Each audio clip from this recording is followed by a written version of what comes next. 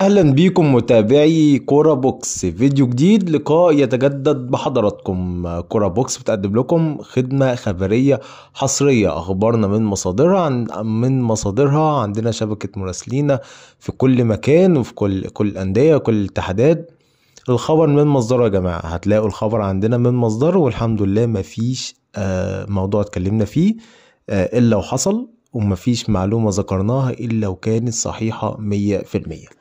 خلونا بس ندخل على الموضوع اللي معانا في فيديو النهاردة. هو متعلق بكابتن حسام حسن المدير الفني لمنتخب مصر، وبرضه كابتن إبراهيم حسن مدير منتخب مصر. الحقيقة إن في حالة غضب من الجهاز الفني أو من التوأم تحديدا حسام إبراهيم من مسألة احتراف اللعيبة في قطر. هم شايفين ان الاحتراف العربي بشكل عام بخلاف الدوري السعودي او بخلاف الانديه الكبيره في السعوديه تحديدا هو بيأثر سلبيا على مستوى اللاعبين دول. يعني هو شايف ان مثلا لعيب زي احمد عبد القادر وجوده في الاهلي افضل ان هو يطلع لقطر. شايف مثلا لعيب زي تريزيجيه وجوده في اوروبا بيكون افضل بكتير من ان هو يروح قطر. وهو برضو شايف ان لعيب زي اكرم توفيق وجوده في الاهلي يبقى افضل مراحل ان هو من انه يروح قطر.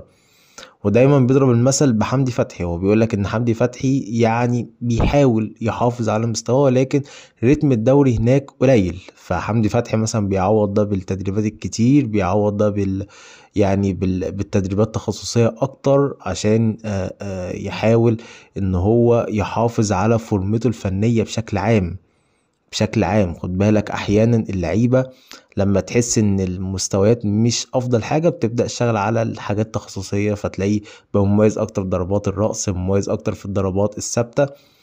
وبحسب مصدرنا في اتحاد الكورة، والمصدر مصدر مقرب جدا، بحسب مصدر مقرب جدا من حسام حسن، في ان الموضوع دوت عامل يعني قلق لحسام وابراهيم، واتكلموا في الموضوع ده تحديدا في الاجتماع الاخير للجهاز الفني، ان فكره سفر اللعيبه للدوريات العربيه اللي مش قويه او احتراف اللعيبه في الدوريات العربيه بخلاف الانديه الكبيره في السعوديه ده بيضر جدا اللعيب فنيا.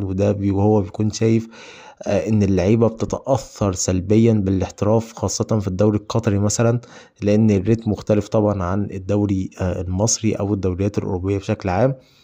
ضرب المثل بلعيب زي احمد عبد القادر، ضرب المثل بمحمود تريزيجيه مع انه من نجوم منتخب مصر، ولكن طبيعي مستوى المنافسة في قطر مش زي خالص اوروبا، ومش زي مثلا فريق زي ترابزون بيلعب دوري ابطال اوروبا وهكذا يعني. ودي نقطة بالنسبة للجهاز الفني في منتهى الخطورة. كده انتهى الفيديو ده، ونلقاكم ان شاء الله في فيديو قريب. كورة بوكس خد الخبر من عندنا وبس. صباحكم ومساءكم زي الفل.